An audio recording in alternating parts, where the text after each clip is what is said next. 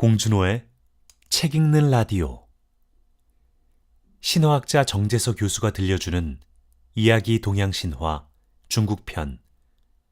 정재서 지음. 출판사 김영사. 안녕하세요, 공준호입니다. 오랜만입니다. 바로 며칠 전에 제가 공지사항을 올렸는데 빨리 해야겠다는 생각이 들어서 녹음을 바로 하게 됐습니다. 이 책은 제가 JTBC 차이나는 클래스인가? 거기에서 정재수 교수님이 나와서 강연을 하신 걸 듣고 너무 강연이 재밌어서 책을 읽어봐야겠다는 생각이 들었어요. 그래서 책을 읽고 책도 재밌더라고요. 그래서 이 책을 일부분 낭독을 하고 싶다라는 생각을 했는데 그때 한참 바빠서 주저하다가 그래도 저작권 먼저 허락을 받아야겠다 생각을 해서 메일을 보내서 허락을 받고 2018년 설경에 올리려고 했는데 갑자기 이러저러한 일이 생겨서 설을 넘겼죠. 그리고 일이 갑자기 바빠져서 못하다가 한가해졌는데 귀찮아서 못하다가 꼭 해야겠다는 생각이 다시 들어서 이렇게 제가 녹음을 하게 됐습니다. 그리고 뒤에 또 여러 가지 책을 하고 싶은 책을 몇 개 발견을 해서 또 빠른 시일 내에 이렇게 제가 녹음을 하려고요. 낭독을 하고 또 뒤이어서 이 책에 관련한 또 이야기를 할 거니까 낭독 다 들으시고 끄셔도 되고요. 아니면은 낭독이 끝난 다음에 이야기도 듣고 싶으시면 뒤에도 들으시면 됩니다. 낭독할 부분은 정말 여러 가지 재밌는 부분이 있는데 그중에 뭘 읽어야 할까 고민을 하다가 그래도 한국 사람이니까 우리나라 한반도에 사는 민족에 대해서 서술한 부분을 읽어야겠다는 생각을 했어요. 그래서 읽어드릴 건데요. 그러면은 즐겁게 들어주시고요. 네, 감사합니다. 구부. 먼 곳에 이상한 나라, 괴상한 사람들. 챕터 31. 털복숭이. 그림자 없는 사람. 군자들이 사는 나라.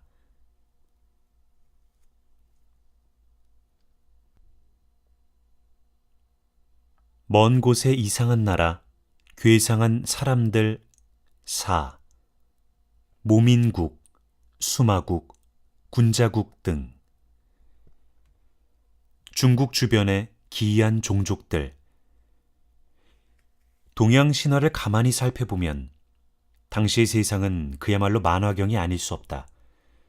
온통 신기한 사람과 기이한 습속을 지닌 이방인들이 중국 바깥의 세상 여기저기에 널려 있지 않은가. 어쩌면 고대 인류가 하나의 문화로 통합되지 않은 상태에서 제각각의 풍습을 유지하고 살던 모습을 조금 과장하면 이런 모습이 될 수 있을지도 모르겠다. 중국의 대표적인 신화집인 산해경의 기록은 먼 곳에 대한 환상을 부추기는 신화적 상상력의 총결산이라고 말할 수 있다. 가령 이 책에서의 동쪽으로 몇 리를 가면 무엇이 있다거나 또 거기서 몇 리를 더 가면 무슨 종족이 산다는 식의 방향과 거리 표시는 그야말로 환상을 위한 지도로밖에 보이지 않는다는 것이다. 이 책의 머나먼 이상한 나라들에 대한 기록은 믿을 수 없도록 기괴한 상상력이 만들어낸 판타지 소설과도 같은 기이한 세계를 정말 열심히 소개하고 있다. 마치 믿거나 말거나 신화 여행사에서 만든 안내 팸플릿이라고 하면 제격일 것처럼 말이다. 하지만 어차피 이 신화 여행에 동참했으니 독자들이여, 조금 지루하더라도 이 낯선 여행을 여기서 중단하지 말고 좀 더 계속하기로 하자. 이 여행의 종착지가 어디가 될지는 모르지만 말이다. 믿거나 말거나 신화 여행의 다음 목적지는 동쪽 바다 바깥에 있는 큰 섬나라인 모민국이다. 이곳의 사람들은 키가 작고 온몸에 돼지털이나 곰털 같은 털이 나 있었다. 이들은 굴 속에 거주하며 옷을 입지 않았다. 모민, 즉 털이 많은 사람들을 하필이면 돼지나 곰에 비교하는 것은 중국 신화에서 자주 사용하는 먼 곳의 사람들에 대한 고정화된 서술 방법이다. 이런 서술은 이들이 사람이기는 하되 짐승과 친연 관계가 있는 종족이라는 암시이기도 하다. 학자들 중에는 이들이 일본의 북해도에 살고 있는 아이누족이 아니었을까 추측하는 사람도 있다. 아마 털이 많고 북동쪽 바다 밖에 큰 섬에 산다는 점 등이 아이누족을 연상시키기 때문인 듯하다. 남쪽 변방의 거친 땅에는 영민국이라는 나라가 있는데 이들의 생활 또한 평범치 않았다. 이들은 성이 상씨이며 주식은 기장이었다. 그러나 이들에게는 또 하나의 중요한 먹을거리가 있었으니 그것은 역이라고 부르는 이상한 동물이었다. 역은 단호라고도 하는데 우리말로는 물여우로서 장강 이남의 계곡에 살았다. 이 동물은 자라 같은 생김새에 크기가 세치, 곧 10cm밖에 안 되나 특이하게도 주둥이가 활 모양을 하고 있어서 모래를 입으로 물었다가 화살처럼 쏘아댈 수가 있었다. 이 모래에 사람이 맞으면 시름시름 앓다가 죽었다. 일설에는 사람의 그림자를 향해 모래를 발사해도 병을 일으킬 수 있었다고 하니 매우 위험한 동물이었음을 알 수 있다. 그런데 이 동물의 천적이 영민국 사람들이었다. 그들은 물려를 두려워하기는커녕 오히려 활로 쏘아 잡아먹는 것을 즐겼다. 변방의 종족들 중에는 신성한 능력을 지닌 사람들도 있었다. 가령 서쪽 바다 바깥에 있는 무함국 사람들이 그러하였다. 무함은 황제 혹은 요임금 때의 용한 무당으로 무당의 원조격인 사람이었다. 무함국은 바로 이 무함의 뒤를 이은 무당들이 이륙한 나라였다. 이 나라의 한가운데에는 등보산이라는 신성한 산이 있는데 무당들은 오른손에는 푸른 뱀을, 왼손에는 붉은 뱀을 쥐고 이 산을 통해 하늘을 오르락내리락 하였다. 말하자면 이 산은 하늘과 땅을 잇는 통로인 셈이다. 이러한 산을 천재, 곧 하늘 사다리라고 부르는데 무당이 하늘의 뜻을 받들어 지상의 사람들에게 알리거나 그들의 소망을 하늘에 전하는 상하소통의 장소였던 것이다. 아득한 옛날에는 누구나 하늘 사다리를 통해 하늘을 왕래할 수 있었는데 황제의 뒤를 이어 최고 신이 된 전욱이 신하인 중과 열을 시켜서 그것을 금지시켰다고 한다. 이후로는 하늘에 올라갈 수 있는 일은 신선이나 영적 능력을 지닌 존재들만 가능하게 되었다. 즉, 무함국 사람들은 무당이었기 때문에 하늘 사다리를 통해 하늘에 올라갈 수 있는 능력을 지녔던 것이다. 고대 동북아시아에서의 산악 숭배관념은 이처럼 산을 천상과 지상의 매개체로 여겼던 샤머니즘과 관련이 깊다. 높은 곳에 있으므로 그만큼 하늘에 가깝고 또 인간이 오르기 어렵다는 점에서 험한 산은 신선이나 영적 능력을 지닌 존재가 하늘을 오가며 거처하는 지상의 하늘나라, 즉 인간과 신의 경계 지점이자 신성한 땅으로 숭배되었던 것이다. 하긴 이러한 관념은 세계적으로 보편적이다. 가령 유대민족의 선지자 모세는 시나이산 정상에서 타오르는 불로 현신한 하나님으로부터 돌에 새겨진 십계명을 받아 가지고 내려온다. 북쪽과 남쪽을 둘러보았으니 이번에는 서쪽으로 한번 눈길을 돌려보기로 하자. 서쪽 변방에 있는 수마국이라는 나라가 있는데 이곳 사람들도 기이한 자질을 타고났다. 예로부터 이 고장은 너무나 뜨거워서 보통 사람들은 타 죽을 정도였다고 한다. 그래서 아무도 살지 않지만 수마국 사람들만은 아무렇지도 않게 그곳에서 살았다. 이상한 것은 이곳 사람들이 장렬하는 태양 아래에 서 있으면 그림자가 생기지 않았고 크게 외쳐도 아무 소리가 들리지 않았다고 한다.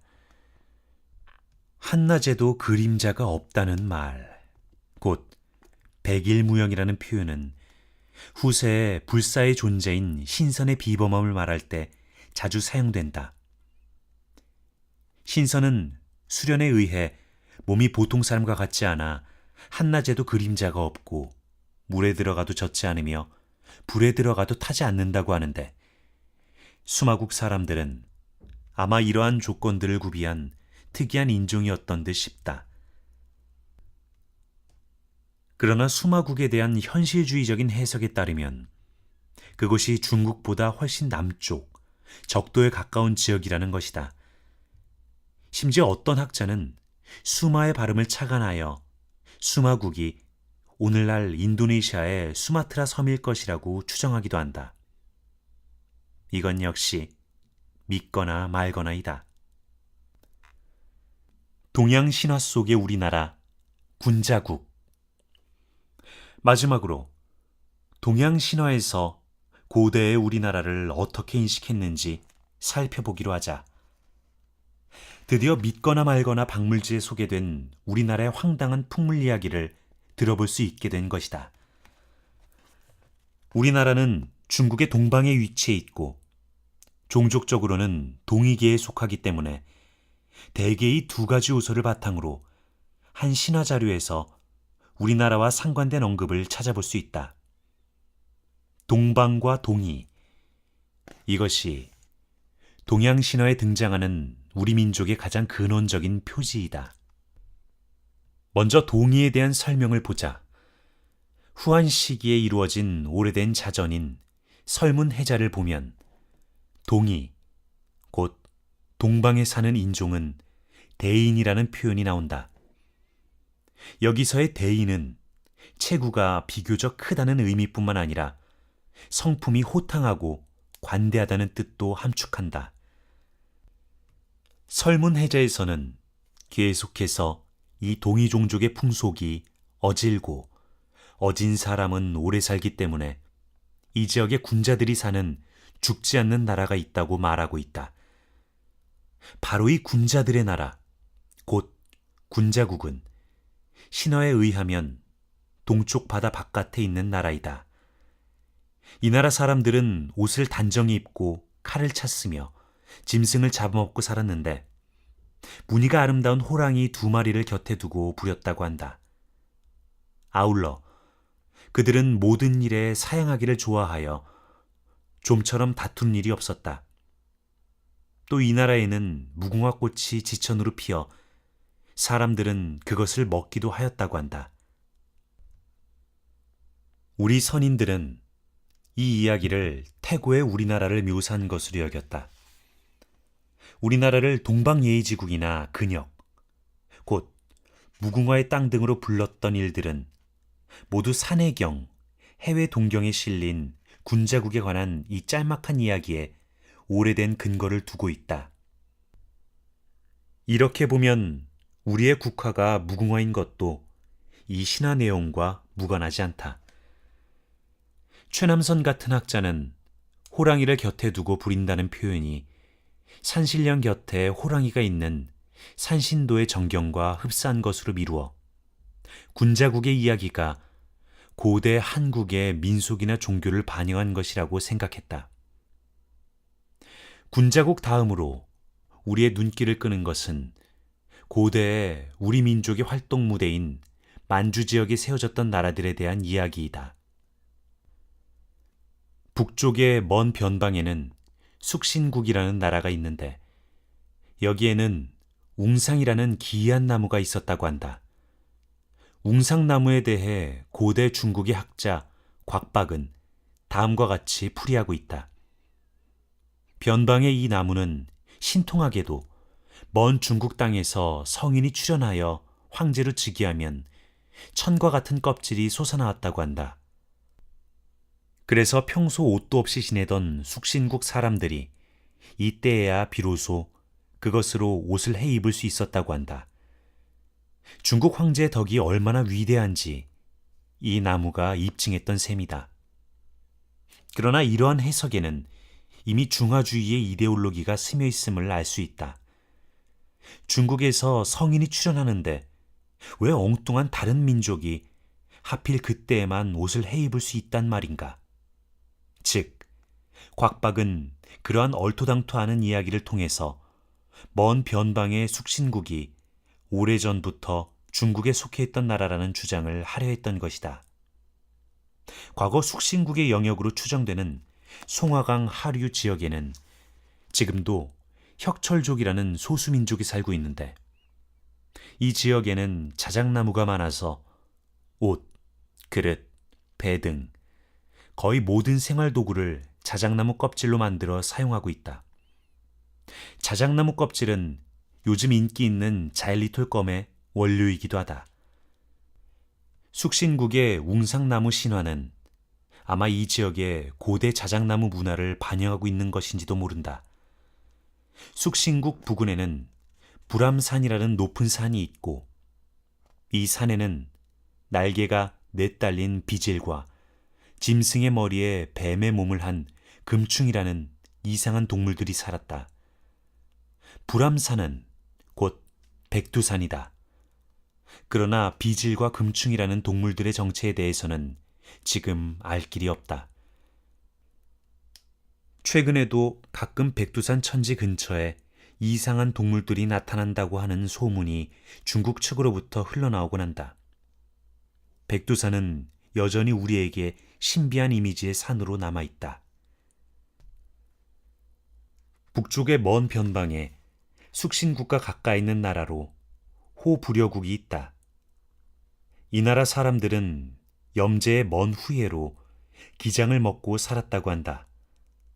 정인보, 최남선 등의 학자들은 이 나라가 부여일 것으로 추정한 바 있다. 불여와 부여의 발음이 비슷하기 때문이다. 아닌 게 아니라 부여를 계승한 고구려의 고분벽화에는 사람의 몸에 소의 머리를 한 염제가 그려져 있기도 하다. 산해경, 해내경에는 이들 나라 이외에 확실히 고대 한국을 지칭하는 조선에 대한 언급이 있다. 다음과 같은 내용이 그것이다. 동해의 안쪽, 북해의 모퉁이에 조선이라는 나라가 있다. 하늘이 그 나라 사람들을 길러냈는데 그들은 물가에 살며 남을 아끼고 사랑한다. 이 글은 아마 고조선에 대한 가장 오래된 기록일 것이다. 고대 중국인의 눈에 비친 우리 한국인은 마음이 어질고 양보심이 많을 뿐 아니라 서로 아끼고 사랑하며 살아가는 민족이었던 것이다. 우리는 지금 과연 그러한가? 오늘날 우리의 조급하고 다투기 좋아하는 성품을 생각하면 부끄럽기 짝이 없다. 우리는 어쩌다가 이 지경에 이르렀을까? 그러나 신화에서 표현된 원형은 그렇지 않으니 희망을 갖고 본래의 마음을 회복하도록 노력해야겠다. 중화주의, 정상과 비정상의 잣대. 이제까지 우리는 중국 신화에 표현된 중국의 변방에 사는 이상한 인종들에 대해 살펴보았다. 신화에서는 그들 하나하나를 모두 독립된 나라로 말하고 있지만 사실 씨족이나 부족 단위의 크고 작은 부락을 의미할 것이다. 우선 그들 대부분의 비정상적인 체형이나 기이한 행태는 문명국을 자부하는 중국의 시각에서 그려진 주변부 종족에 대한 희화라는 점을 염두에 두어야 한다. 기호학자 움베르토 에코는 서구인의 여행기나 박물지, 백과사전 등에 묘사된 기괴한 이방인들은 실제로 그런 사람들이 있어서가 아니라 정상적인 서구인을 위해 주변에 마땅히 존재해야 할 비정상적인 인종으로서 상상된 것일 뿐이라고 말한 바 있다. 우리는 중국의 전통적인 중화주의가 주변을 타자화하는 과정에서 그러한 심리가 작동되었을 것으로 생각한다. 주변부 인종에 대한 폄하는 그들의 기형적인 존재의 선조가 대개 중국 중심부에서 추방된 사람, 반역자, 죄인 등이거나 짐승으로 설정되어 있는 점에서도 드러난다. 사실 진정한 신화의 세계에서는 인간과 짐승, 정상인과 비정상인의 차별이 없다. 그곳은 모두가 조화롭게 공존하는 세계이다. 그러나 이 조화로운 신화의 세계에도 지배 이데올로기가 침투하면 중심과 주변이 갈등하는 장소로 변모한다. 우리는 이들 기형적 존재들을 별중난 인종으로 간주할 것이 아니라 인간 삶의 다양한 모습으로 긍정하는 포용적인 관점을 지녀야 한다. 한편 종족적 편견이 개입되어 있음에도 불구하고 중국 신화에서의 수많은 변방 인종들에 대한 묘사는 우리로 하여금 상상력의 자유로움과 기발함을 만끽하게 한다. 정말 인간의 상상은 어디까지 가능할까? 중국의 먼 변방에 관한 신화는 이 물음에 충실히 답변해 준다.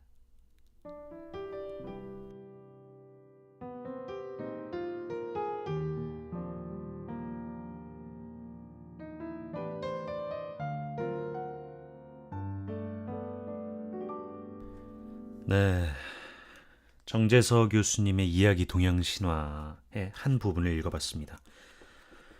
어떻게 재밌게 들으셨나요?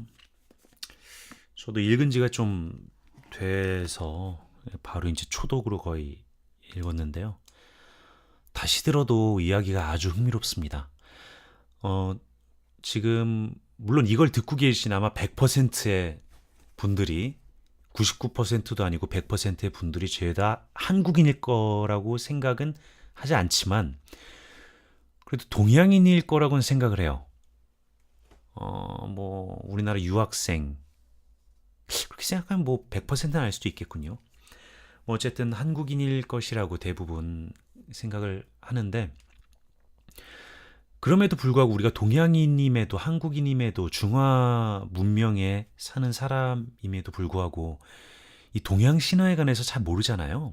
그러니까 그리스 로마 신화 같은 거는 빠삭하게 잘 아는데 이상하게 동양 사람인데도 동양 신화에 대해서 잘 몰라요. 근데 그런 우리가 잘 모르는 동양 신화에 대해서 이 책이 잘 알려주고 있어서 너무 책이 좋았고요.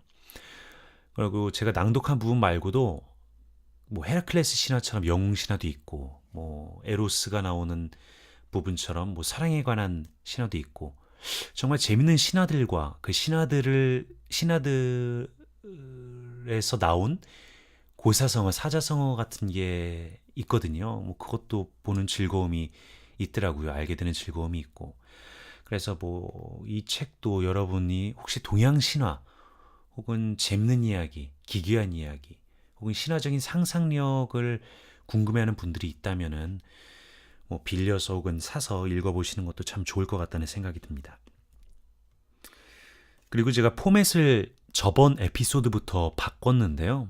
뭐 저번 에피소드라고는 하지만 벌써 6개월도 더 전 이야기죠. 작년에 제가 냈으니까 저번 에피소드를 이제 이승훈, 김은종 PD의 뭐라도 될 줄 알았지를 녹음하면서 낭독뿐만 아니라 이렇게 뒷이야기나 아니면 책에 관한 소개, 감상을 이렇게 제가 덧붙여서 말을 하고 있는데 이 앞으로는 또 어떻게 될지 모르겠어요. 제가 취미로 하는 팟캐스트니까 뭐 제가 원하는 대로 포맷을 바꿔서 자유롭게 하려는 생각이 있어서 근데 어쨌든 간에 지금까지는 이런 형식을 취하고 있고 앞으로도 아마 이런 형식으로 하지 않을까 생각을 합니다.